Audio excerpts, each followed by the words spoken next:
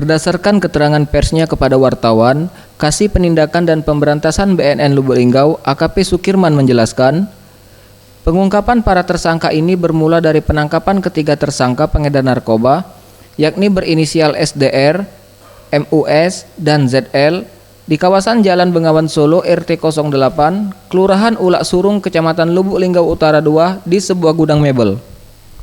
Dari hasil penangkapan tersebut, petugas mengamankan barang bukti 2 paket sabu, timbangan digital, klip pembungkus plastik, 1 unit handphone.